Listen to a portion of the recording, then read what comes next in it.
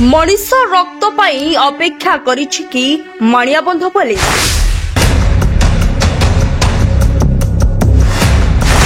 दलाल साजी लूट करुछि ब्रह्मराक्षस माणियाबंध police.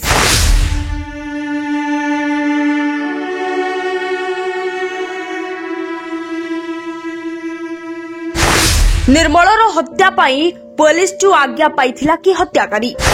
माणियाबंध police विरोध में आसिला सांघातिक अभियोग। आमे ए कहबाक चाहूँ जे माणियाबंध थाना थिबा ओआईसी शतपथी जे कि आम अभियोग कला पर भी से कोनोसी पर एक्शन नै नथिले।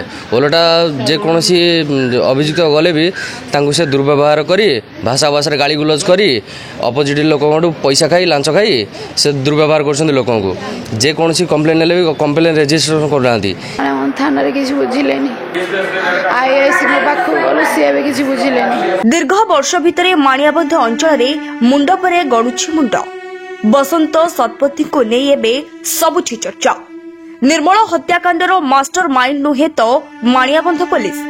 काहेकि ना मृत निर्मलक स्त्री और ससुर को थाना भितरे अश्लील भाषा रे गाली गुलज करबा सह काहेकि धमकाउथिला पुलिस बाबू। एभली गुरुतर अभियोग आनिछन्ते मृतकଙ୍କ संपर्क।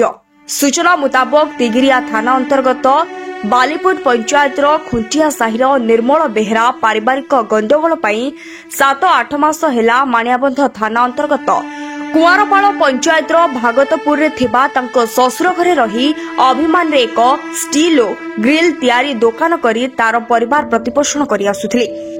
गतकाली राति तांको मारी दुकान रे ओहळा देई चाबी पकाई दुर्बृत्त माने पळाई जाइथिले। कोनोसी कारणवशत परिवार लोकंको फोन न उठेबारु मृतकंक सळा दुकान पाखकु आसी फोन करिबारु फोन रिंग हेला किंतु बाहर पटु दुकान चाबी दिया जाइथिला। चारियाडे खोजाखोजी परे जानिबाकु पाइले गंडगोल विषय। परे दुकान आजबेस्ट खोली झुलंता अवस्था मृत निर्मल को उद्धार करी माणियाबंध मेडिकल लेथिले। सेठारे डाक्टर तांको मृत घोषणा करिछि किंतु मृत्यु पूर्व तांको मारिदेबार धमक देउथिबा लोकंक नाम रे थाना रे अभियोग करथिले मध्य माणियाबंध पुलिस सुनि नथिला। ओलटा मृतक निर्मल और तांको स्त्री को खराब भाषा रे गालीगुलज करबा सह धमक देथिला। माणियाबंध थाना अधिकारिणी कादम्बिनी परिडा किछि बुझिले नाही बोली आज जनकर प्राण चलीगला। जने महिलांक हाथरू शंखा और मथारू सिंदूर लिभिगला।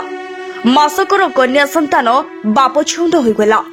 आमे एठी प्रश्न करूछु कादम्बिनी मैडम आपण काहेकि खाकी वर्दी पिंधिछथि जनतांक सेवा पाई ना जनतांकु धमक देबा पाई। एभली थाना अधिकारी और तांको थानार अन्य पुलिस बाबू बसंत को विरोध रे दृढ़ कार्यानुष्ठान नेबा पई साधारण रे दाबी हेबा सह हत्याकारी को विरोध रे कड़ा कार्यानुष्ठान निया जो।